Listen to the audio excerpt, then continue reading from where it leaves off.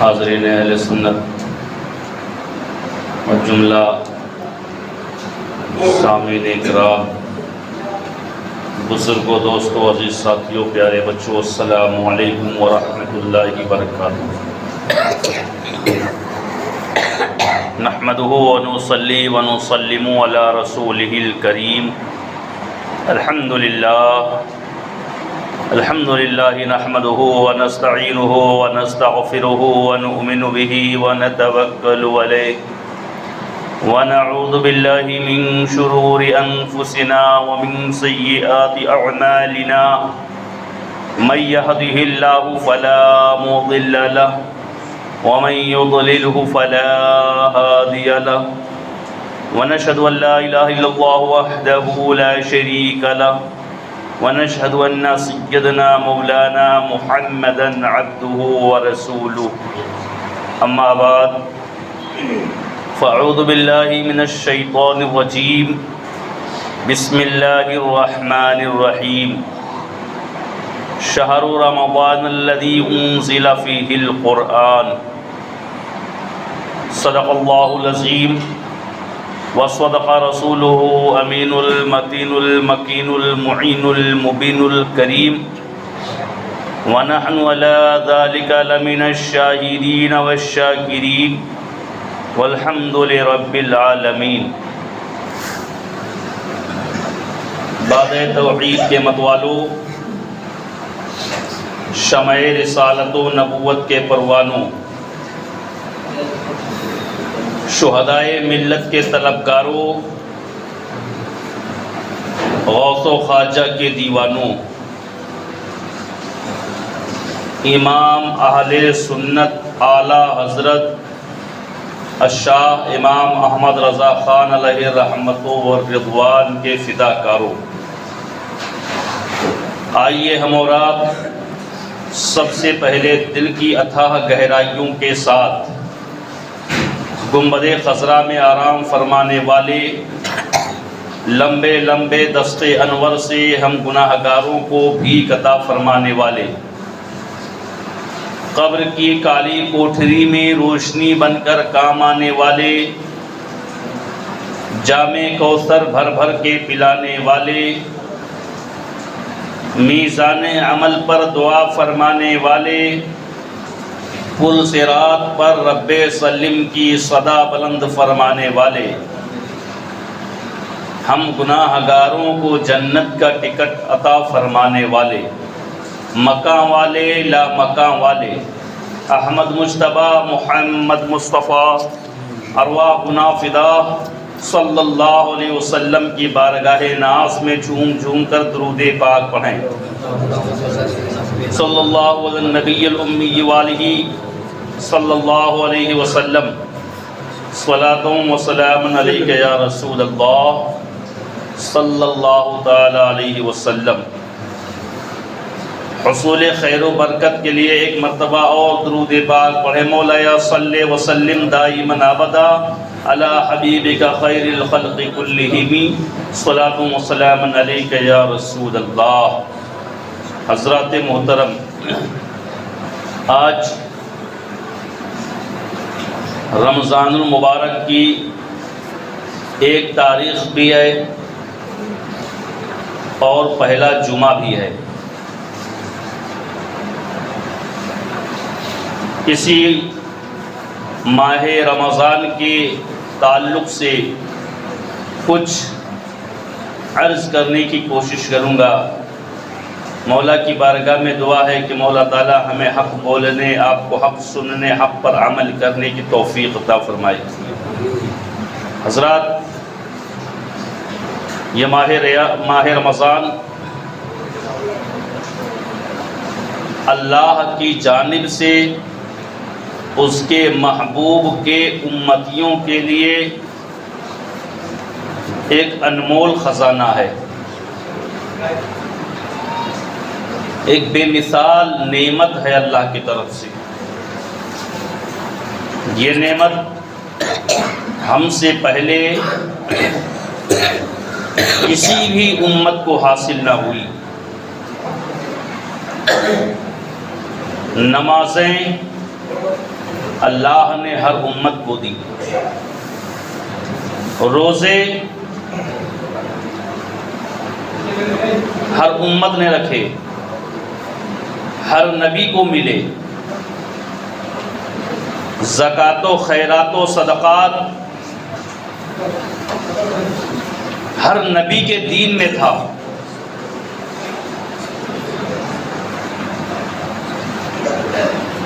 احکام دین پر عمل ہر نبی کے دین کو حاصل ہوا، لیکن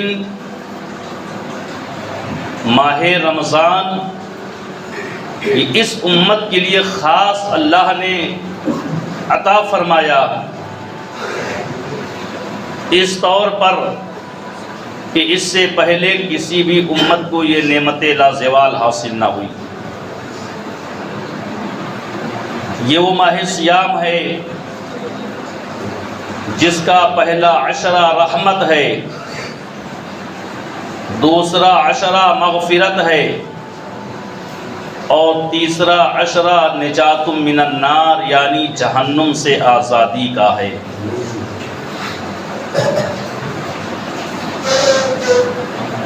یہ ماہ رمضان جس کو اللہ تبارک و تعالی نے بے شمار کمالات عطا فرمائے ہیں، جو شخص اس ماہ رمضان کا احترام کرے بروز قیامت یہی ماہ رمضان اپنے احترام کرنے والے کی شفاعت فرمائے گا۔ آمین آمین سبحان اللہ۔ یہ ماہ رمضان کو اللہ تعالیٰ نے فضل عطا فرمایا ہے۔ ماہ رمضان کے لیل و نہار رحمت و نور میں ڈوبے ہوئے ہیں۔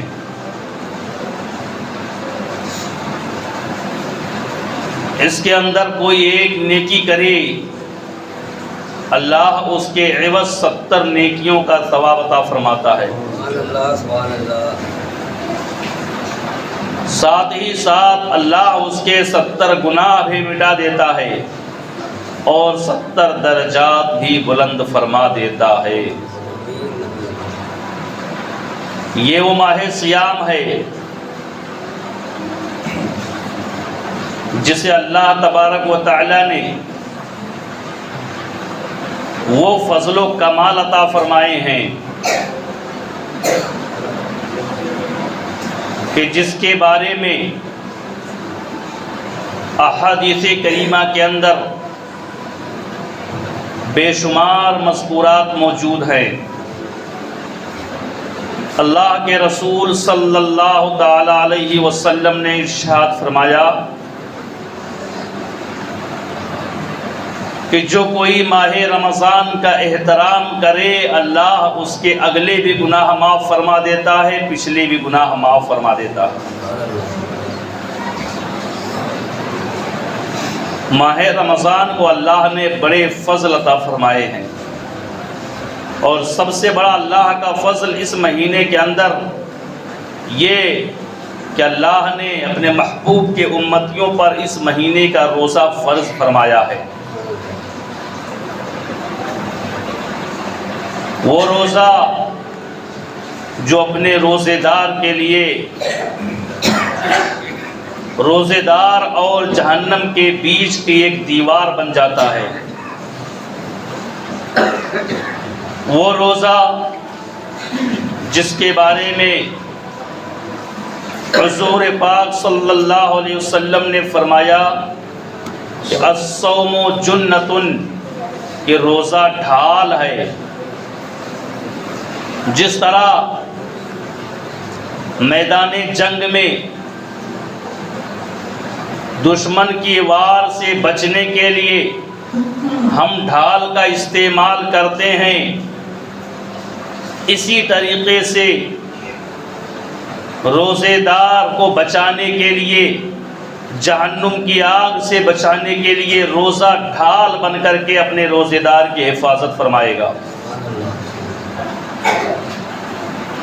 روزہ یہ نور ہے، روزہ رحمت ہے، روزہ اللہ کے قرب کا ذریعہ ہے، روزہ اللہ کا محبوب بندہ بننے کا ایک بہترین موقع ہے، ذریعہ ہے۔ روزہ جہنم سے آڑ ہے، روزہ بھلائی کا سامان ہے، روزہ یہ تقوی کا سامان ہے،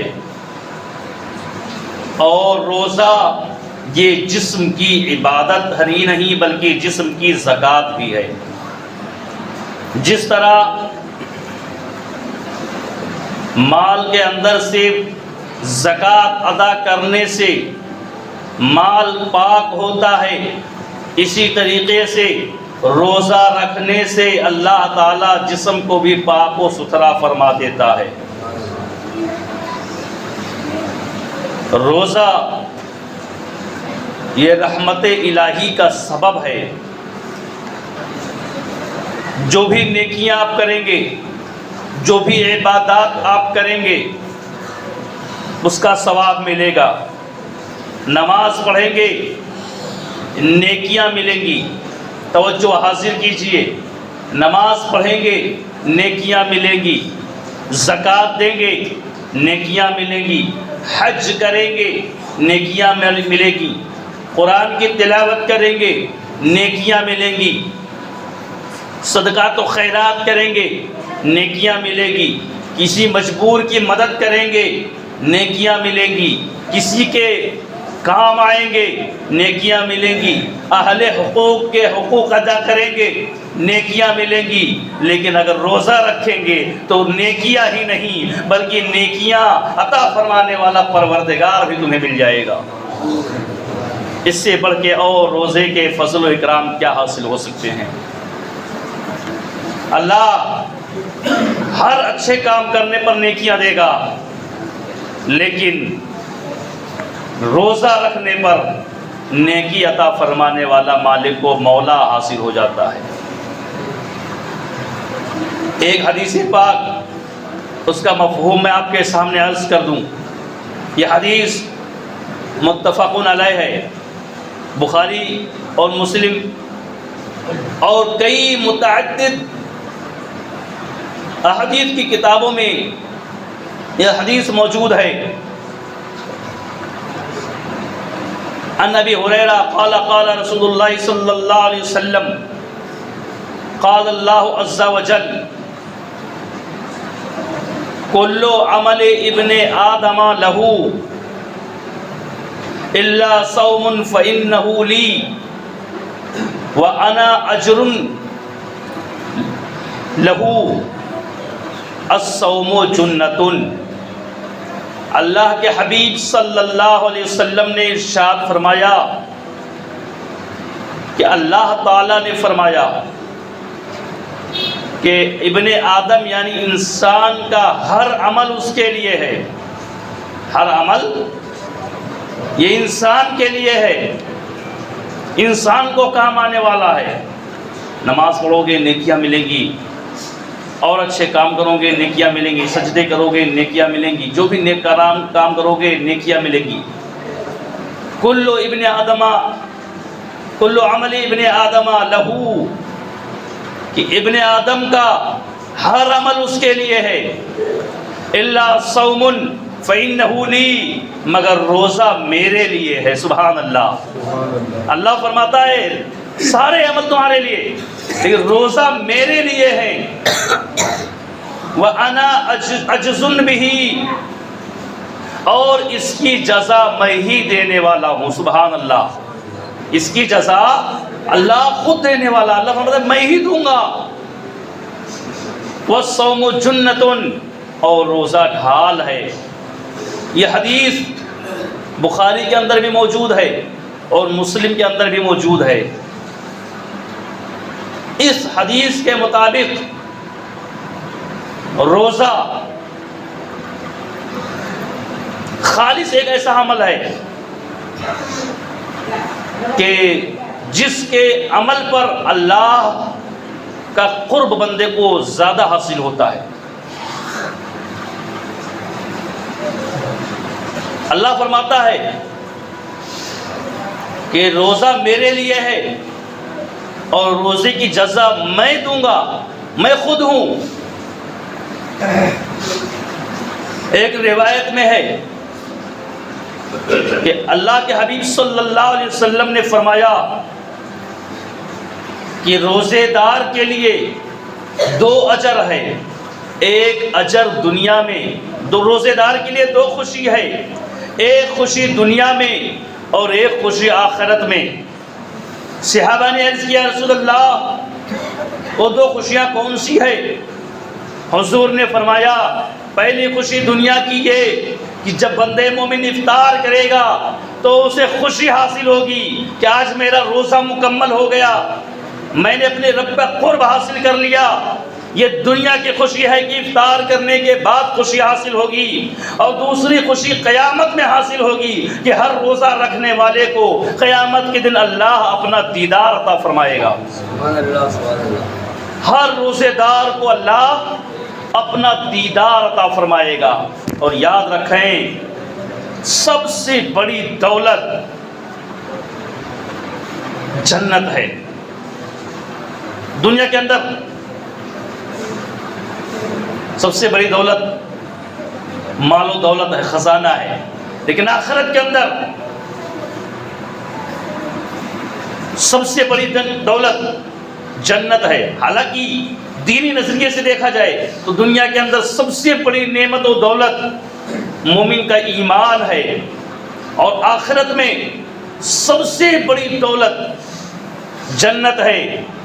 لیکن کہا گیا ہے کہ جنتی جنت میں ہوگا، اسے اس کی دولت حاصل ہو چکی ہوگی، لیکن اس سے بھی بڑی دولت کہ جو ہر جنتی کی خواہش ہوگی، ہر جنتی کی تمنا ہوگی، وہ یہ ہوگی کہ اللہ کا دیدار نصیب ہو جائے۔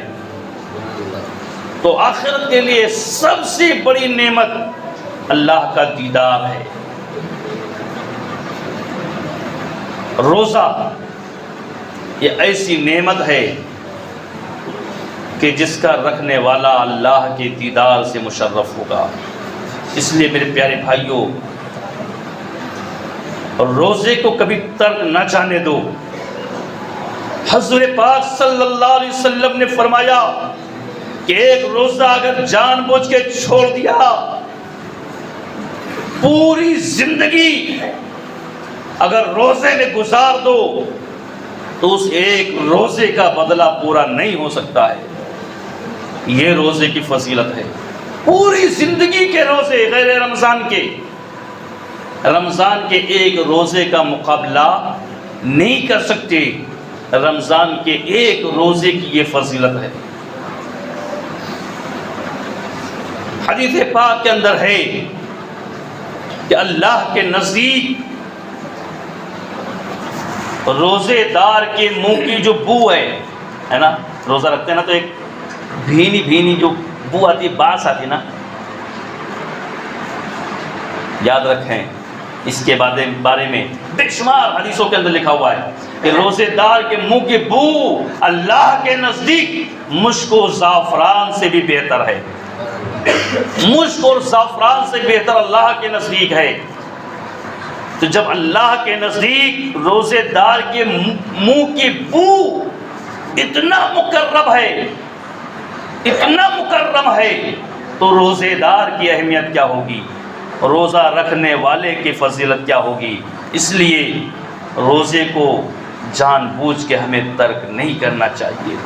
چھوٹی موٹی بیماریوں پر روزہ نہیں چھوڑنا چاہیے۔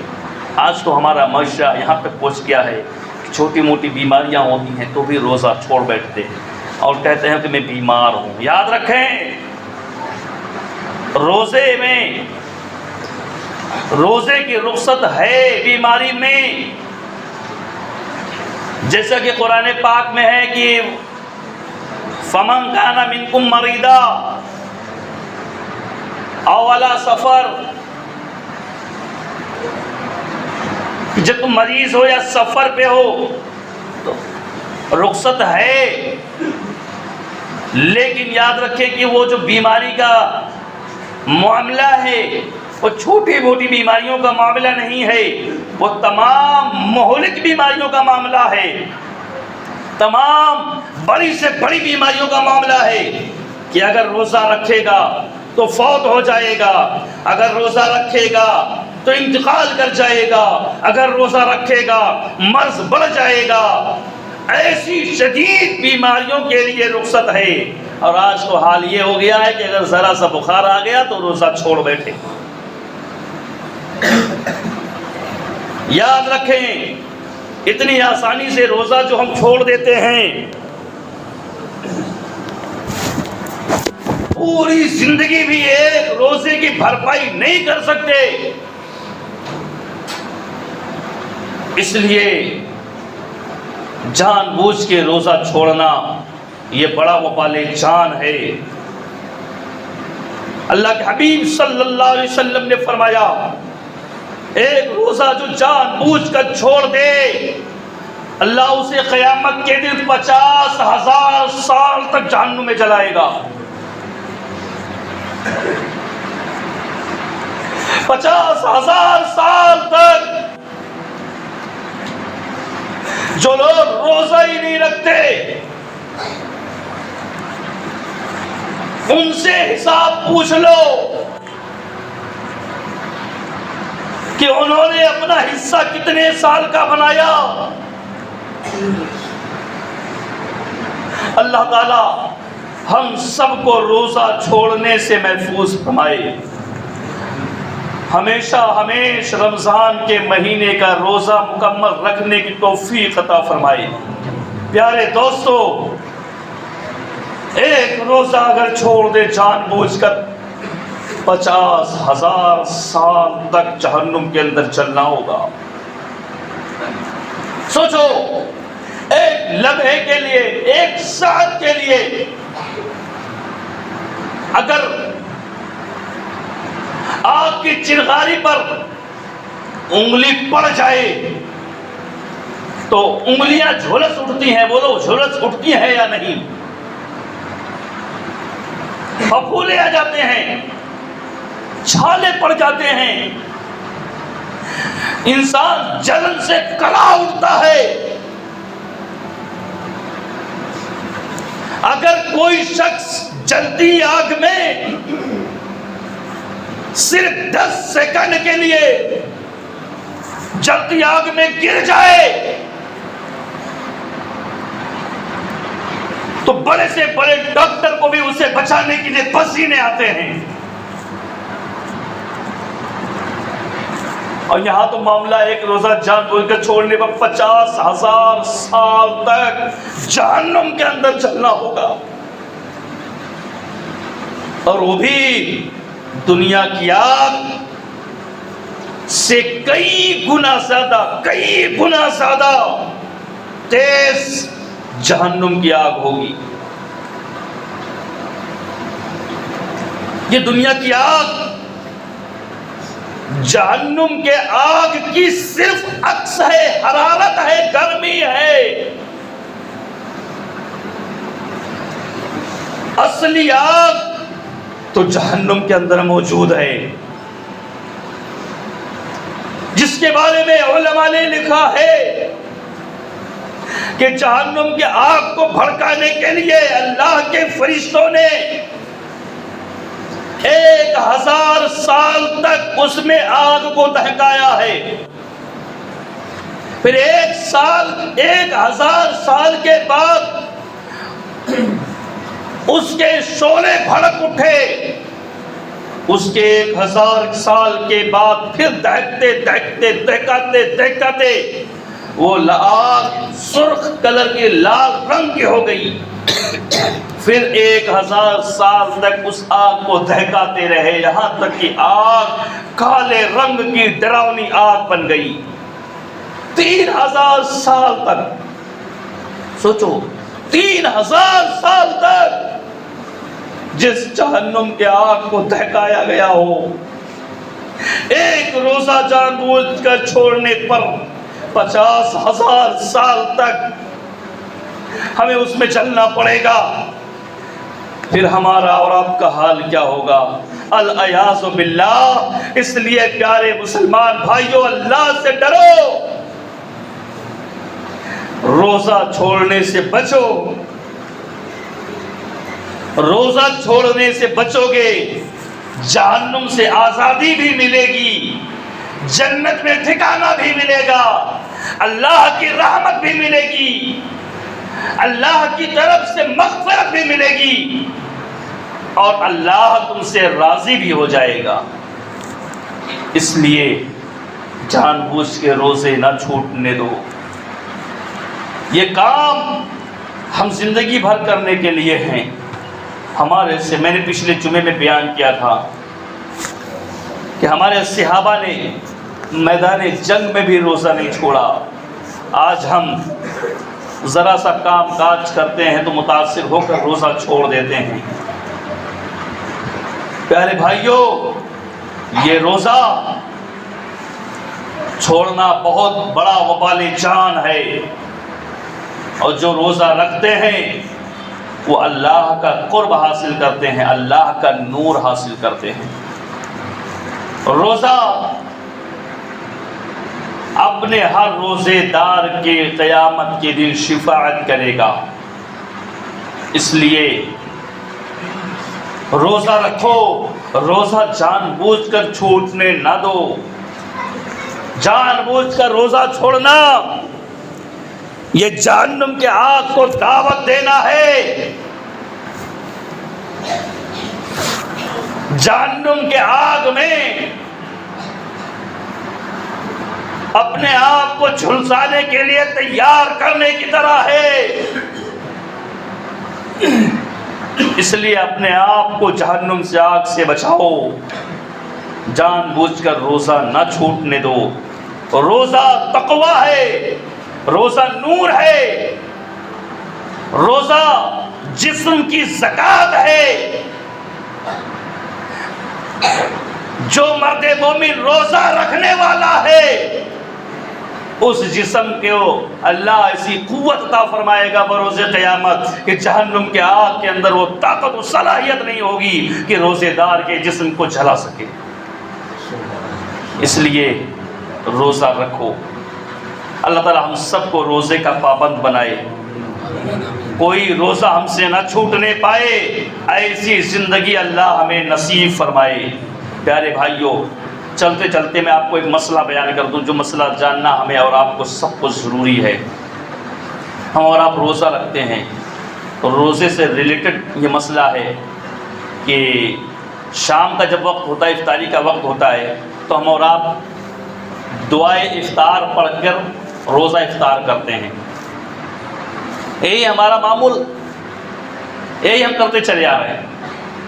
حالانکہ صحیح مسئلہ جو ہے وہ اس کے الٹ ہے۔ آپ صرف جو روزے کی دعا ہے، جو افطار کی دعا ہے، اس دعا کو اگر سن لیں گے، اس کا ترجمہ سن لیں گے، تو آپ کو اندازہ ہو جائے گا کہ دعا کب پڑھنی چاہیے۔ میں ترجمہ کر رہا ہوں، آپ سنتے جائیں۔ اللہم، اے اللہ، لکا سمتو، میں نے تیرے لیے روزہ رکھا۔ ترجمہ سنا رہا ہوں، اے اللہ میں نے تیرے لیے روزہ رکھا۔ وبک آمنتو، اور تجھی پہ ایمان لایا۔ وعلیک توکلت، اور تجھی پہ بھروسہ کیا۔ وعلی رزقک افطرت، اور تیری ہی دی ہوئی رزق سے میں نے روزہ افطار کیا۔ کروں گا نہیں، کر رہا ہوں نہیں، روزہ افطار کیا۔ یہ دعا کا ترجمہ ہے، روزہ افطار کیا۔ ترجمے سے پتہ چلتا ہے کہ بسم اللہ پڑھ کے کچھ کھا لو، روزہ افطار کر لو. جب افطار کا ٹائم ہو بسم اللہ پڑھو، روزہ افطار کر لو، کھا لو کچھ. اس کچھ کھانے کے بعد دعائے افطار کو پڑھا جائے. کچھ کھانے کے بعد پھر دعائے افطار کو پڑھا جائے. صحیح مسئلہ یہ ہے. پچھلے سال بھی یہی مذاکرہ ہوا تھا. بہرحال ہمیں اور آپ کو چاہیے کہ روزہ جب افطار کرنا ہو تو بسم اللہ پڑھ کر کے کچھ کھا لیا جائے، روزہ افطار کر لیا جائے، اور افطار کرنے کے بعد افطار کی دعا پڑھی جائے. اللہ تعالی ہم سب کو دین پر عمل کرنے کی توفیق عطا فرمائے. ہمارے بیان کرنے میں جو غلطیاں ہوں اللہ اپنے حبیب کے صدقے معاف فرمائے. استغفر اللہ ربی من کل ذنب واتوب الیہ، استغفر اللہ ربی من کل ذنب واتوب الیہ. کلمہ شریف پڑھیں، لا الہ الا اللہ محمد رسول اللہ صلی اللہ علیہ وسلم.